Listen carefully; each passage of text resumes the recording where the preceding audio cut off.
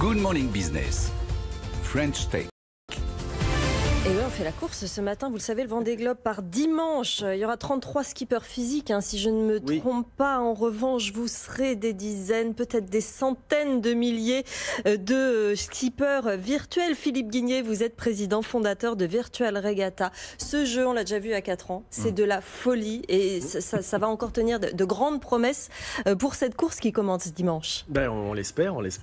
Combien Combien de participants? Là, ce matin, on est à 202 203 000, on a dit 203 099. C'est 2 fois plus qu'il y a 4 ans, à la précédente édition du Vendée Globe. Donc ça sent plutôt bon.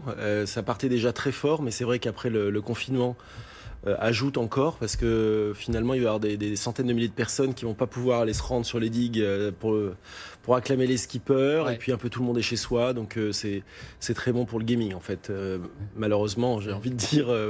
Et s'il y a des retardataires, c'est ce que vous nous disiez tout à l'heure, vous pouvez rejoindre la course à n'importe quel moment pendant ces semaines. Oui, c'est très important. On peut s'inscrire maintenant, tout de suite, là, on peut s'inscrire dans 1 heure, on peut s'inscrire au moment du départ, on peut s'inscrire 1 jour après, 3 jours après, puisqu'effectivement les bateaux en fait ils partent tout seuls, même si vous ne connectez pas le jour du départ, en fait si vous êtes inscrit, votre bateau il part.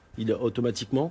Et si vous rejoignez la course plus tard, 1 jour, 2 jours, 1 semaine après, eh bien, on est élitreillé en mer au milieu de la flotte, de manière à pas être trop handicapé, sans être non plus en tête. Ceux qui étaient là dès le départ, ils sont là. Alors, mais ça permet de rejoindre la course, bien sûr. Alors, le jeu, il est ouvert à tout le monde. C'est quoi le business model, Philippe Guigné? Vous disiez, alors, chacun peut effectivement concourir avec un bateau, c'est gratuit.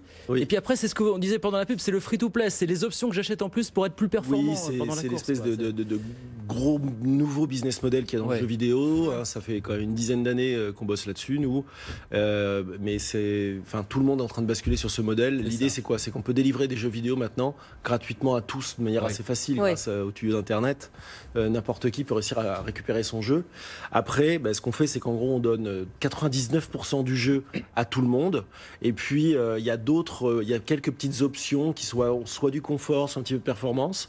Là, par exemple, quelles options on peut acheter pendant la course? Mais là, on peut acheter par exemple des voiles, évidemment, sur un bateau. Normal. On peut acheter des foils. On peut acheter aussi un système d'alerte radio qui va biper, vous dire attention, tu n'as pas la bonne configuration de voile, ou alors t'es arrêté, t'es face au vent. On reçoit un petit push notification. Boum, on se connecte. Et combien ça coûte d'acheter telle ou telle option? Les options à l'unité, c'est quelques euros. Sachant que le Vendée, c'est dans 3 mois. Donc, ça va dépendre pour qui, remarquez. Mais disons pour les plus rapides, 2 mois et demi. Pour les plus lents, 4. Mais oui, le full pack est à 29,99 et puis autrement les options à l'unité coûtent quelques euros, sachant que de toute façon on a aussi une espèce de système de programme de fidélité, ce qui fait que quand on participe à des courses on gagne des points, et ces points c'est des crédits, et en fait on peut aussi très bien avoir cumulé des crédits et ne plus rien avoir à dépenser avec tout ce qu'on a cumulé pendant l'année. C'est quoi les nouveautés vraiment par rapport à il y a 4 ans? Alors on a favorisé plusieurs choses. L'immersion, c'est-à-dire que en fait le principe c'est de dire je vais faire le Vendée Globe, puisque c'est départ du même endroit à la même heure, et surtout dans les vraies conditions météo. C'est ça la force de ce jeu, c'est qu'en fait on réplique le monde physique, donc c'est la vraie météo du monde physique. C'est une vraie carte à la Google Maps. Bon, c'est pas Google, mais parce qu'on se bat contre les skippers physiques de toute façon aussi. Et en plus ils sont positionnés, les vrais concurrents les 33 concurrents qui seront en mer, eux. Il y a des grands skippers, il y a Loïc Perron notamment qui sera là. Ce qui est marrant, c'est que certains des plus grands des plus grands navigateurs du monde jouent au jeu et participent et viennent en fait un petit peu communier avec leurs fans, parce que c'est ça qui est important. C'est qu'à cette époque digitale, ce qui est quand même assez incroyable, quand Loïc il vient jouer et faire son tour du monde sur Virtual Regatta, lui c'est son 4e Vendée Globe en fait. Il a fait 3 fois dans le monde physique et là il le fait dans le monde digital. Il est d'ailleurs sponsorisé cette année, c'est une belle histoire.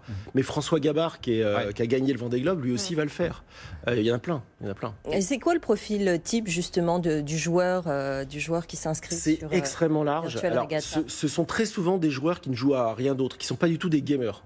Il y a des gamers un petit peu, mais très très peu finalement. Ce sont plutôt des gens comme vous et moi, des hommes, des femmes, de tous âges. Alors ça, c'est le gros truc qui est spécial chez Virtual Regatta, c'est que nos joueurs les plus jeunes, ils sont en CP. Et les plus vieux, ils ont plus alors ils sont plus à l'école, ils ont plus de 85 ans, 80 Ah oui, quand ans. même. Ouais. Et on va dire après, ce qu'il y a de plus commun dans le jeu, c'est plutôt des hommes adultes, des vieux de mon âge. Et il y a aussi bien des novices qui vont pas mettre les pieds sur l'appli pendant des jours que des gens qui vont être accros, qui vont pas dormir, quoi, quasiment, quoi. Alors, pas dormir, je pense pas. Comme dans les conditions du réel. Il y en a qui mettent leur réveil. Alors, on peut programmer, c'est-à-dire qu'on peut très bien dans le jeu, justement, ça fait partie des fameuses options dont on parlait. On peut dire, tiens, voilà, écoute, à 3h du matin, j'ai remarqué que la météo, je devrais virer de bord à ce moment-là pour aller plus à l'ouest, par exemple. Bon, qu'est-ce que je fais? Est-ce que je mets mon réveil ou est-ce que je programme mon bateau en disant, tiens, hop, change de côté à telle heure. Ouais. Voilà, c'est. Ça va se passer comme Et ça. alors après, il y a vraiment. La moitié de nos joueurs ne font absolument pas de bateau. C'est ça qui est incroyable, c'est le miracle de ce jeu, c'est que on réussit à avoir d'un côté des Loïc Perron, François Gabard, des grands champions qui savent vraiment ce qu'ils font et d'ailleurs qui l'utilisent comme un outil d'entraînement. Ouais. Et on a de l'autre côté la fameuse Madame Michu qui habite au fin fond du Cantal, qui a jamais été faire de bateau, mais qui peut se mesurer à Loïc Perron.